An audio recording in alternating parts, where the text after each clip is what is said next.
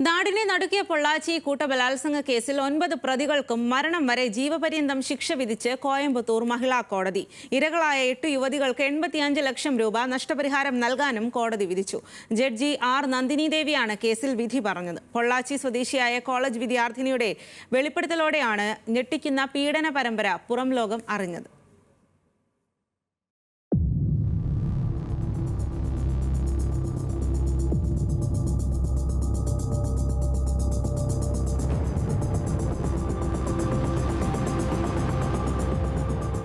തമിഴ്നാട്ടിൽ ഏറെ വിവാദം സൃഷ്ടിച്ചതാണ് പൊള്ളാച്ചിയിലെ കൂട്ടബലാത്സംഗ കേസ്. 2016-നും 19-നും ഇടയിൽ നിരവധി യുവതികളെ ഭീഷണിപ്പെടുത്തി ബലാത്സംഗം ചെയ്ത് നഗ്നചിത്രങ്ങൾ പ്രചരിപ്പിച്ച കേസിൽ വിചാരണ പൂർത്തിയാക്കിയ കോയമ്പത്തൂർ മഹിളാ കോടതി 9 പ്രതികൾക്കും മരണം വരെ ജീവപര്യന്തം ശിക്ഷ വിധിച്ചു.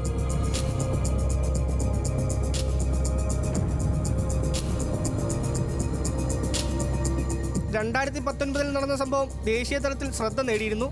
കേസിൽ പൊള്ളാച്ചി സ്വദേശികളായ N Sabarirajan, K Thirunavukkarasu, T Vasanthakumar, M Satheesh, R Mani, P Babu, Haron Paul, Arulnatham, Arunkumar എന്നിവരെയാണ് പോലീസ് അറസ്റ്റ് ചെയ്തത്.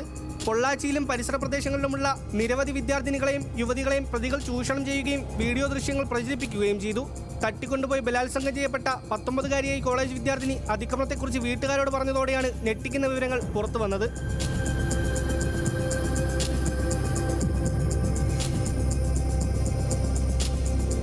പോലീസ് കേസെടുത്ത് അന്വേഷണം നടത്തുകയും 4 പേരെ അറസ്റ്റ് ചെയ്യുകയും ചെയ്തു.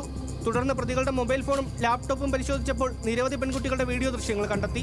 പ്രതികൾ അറസ്റ്റിലായതോടെ പീഡനത്തിനിരയായ 8 പേർ കൂടി പരാതിയുമായി എത്തി. കുറ്റകൃത്യത്തിന്റെ ഗൗരവം കണക്കിലെടുത്ത് പിന്നീട് കേസ് CBIക്ക് കൈമാറുകയായിരുന്നു. കേസിൽ 2023 ഫെബ്രുവരി 14-ന് വിചാരണ ആരംഭിച്ചു. മദ്രാസ് ഹൈക്കോടതിയുടെ നിർദ്ദേശപ്രകാരം അടച്ചിട്ട കോടതി മുറിയിലായിരുന്നു വാദം. സർക്കാർ അഭിഭാഷകൻ 50-ലധികം സാക്ഷികളെയും 200-ലധികം രേഖകളും 400 ഡിജിറ്റൽ തെളിവുകളും ഹാജരാക്കി. 8 അതിജീവിതമാർ കോടതിക്ക് മുന്നിൽ മൊഴി നൽകാൻ ഹാജരായി.